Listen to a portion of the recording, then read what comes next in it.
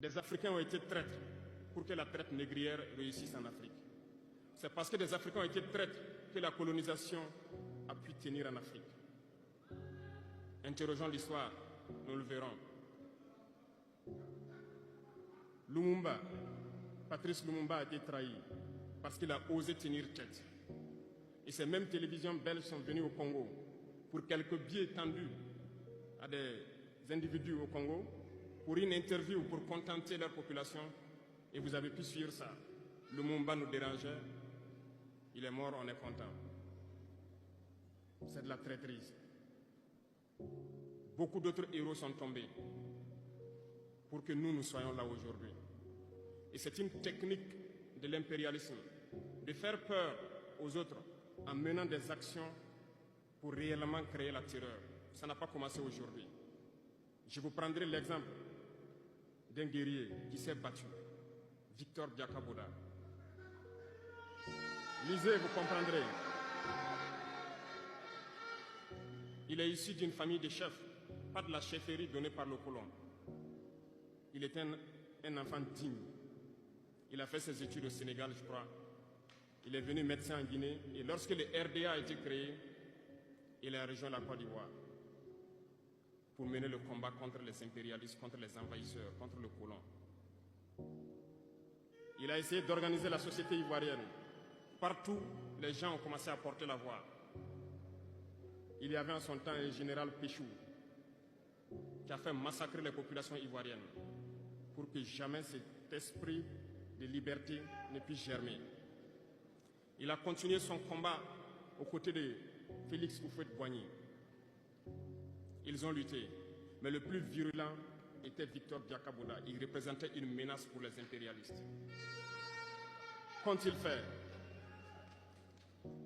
En plus de massacrer les populations qui manifestaient, un soir, ils l'ont tué de manière atroce à côté de Boiflé. Quelques heures après, lorsque les populations de Dimbokro ont entendu l'assassinat, ils ont marché, ils ont manifesté, ils ont été massacrés par l'armée coloniale. L'histoire est têtue, les faits sont là.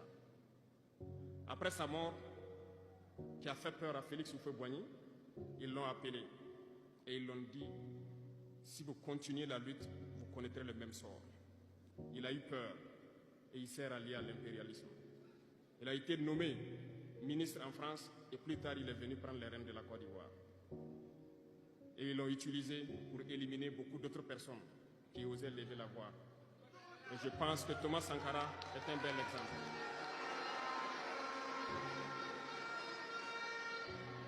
Si vous avez peur, vous serez lâche et vous serez traître. N'ayez jamais peur. La lutte doit continuer.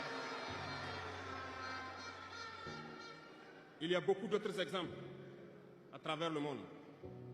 Et il y a ces phénomènes qu'ils ont aussi utilisés depuis belle lurette et qu'ils continuent d'utiliser. Voyez-vous, certains individus, par exemple, se sont retrouvés dans d'autres pays et créé, soi-disant, un gouvernement parallèle au gouvernement du Mali. Vous avez entendu cette histoire. Ce n'est qu'une technique qui a existé dans le temps. Je vais vous prendre l'exemple de Ahmed Chalabi, l'Irak. Ce professeur de mathématiques qui a même été dans le gouvernement irakien a été récupéré par les impérialistes et il a formé ce semblant de gouvernement parallèle à l'Irak aux États-Unis. Et on l'a utilisé pour être donc le mouton de sacrifice. Parce que c'est à lui qu'on a dit de prononcer publiquement que Saddam Hussein développait des armes de destruction massive. Et il l'a fait. Ils l'ont utilisé. Et cet alibi a été utilisé pour tuer des millions d'enfants en Irak et détruire l'Irak. Et vous savez quel a été le sort de Chalabi? Un soir, après une interview, dans l'interview, il disait même qu'il sait que la CIA est sur son dos. Quelques heures après, il a été retrouvé mort dans son lit, mort de crise cardiaque. Si vous trahissez, vous aurez des fins macabres. C'est ainsi.